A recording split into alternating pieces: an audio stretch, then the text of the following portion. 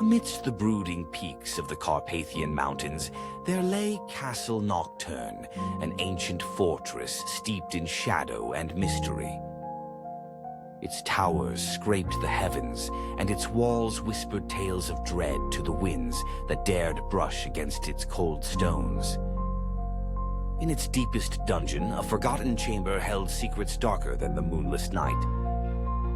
Lord Viktor Draganov, the Lord of Castle Nocturne, was a vampire of ancient lineage. His eyes glowed with the eerie light of immortality, and his presence exuded a terrifying majesty. For centuries, he ruled the castle and the surrounding lands with an iron fist, bound by the curse of everlasting life. Viktor, though a figure of grandeur, carried a savage hunger, quelling it with the blood of those unfortunate enough to cross his path. But Lord Draganov was not alone in his vile reign.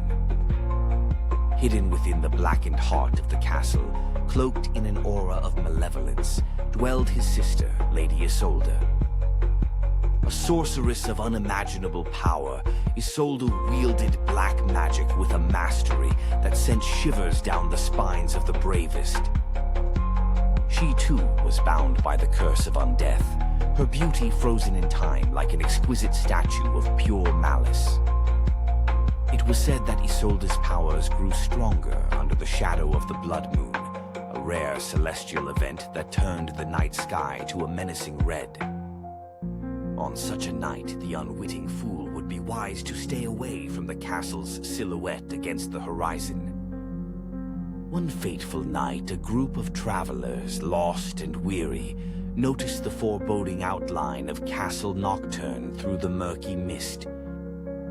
Seeking refuge, they ventured towards the monumental gates, oblivious to the terrors within.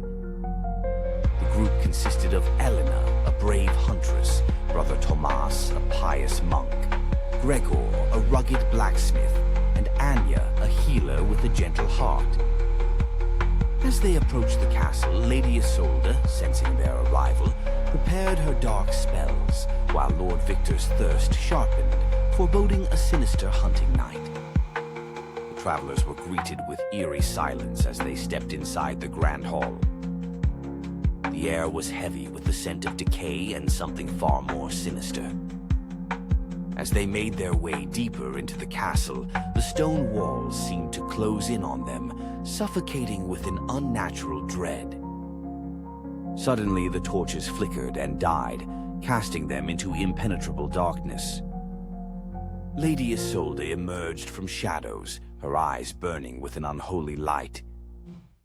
"Welcome, lost souls," she hissed, her voice like velvet laced with poison. "You shall now entertain the lords of this castle." Brother Tomas, summoning his faith, held out his crucifix, but Isolde only laughed, a sound like shattered glass. With a wave of her hand, she bound him in chains of shadow that tightened with every futile prayer. Gregor charged forward with his hammer, but Viktor appeared from thin air, catching the weapon with a grip of iron. With monstrous strength, Viktor threw Gregor across the room, rendering him unconscious upon impact. Elena, fierce and unyielding, loosed arrows from her silver-tipped bow, but they bounced harmlessly off Isolde's protective magic. Anya, trembling, closed her eyes and began chanting an ancient incantation taught to her by her grandmother.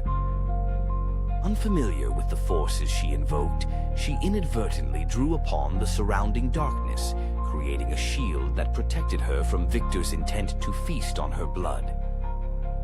A chilling silence ensued as the air crackled with dark energy.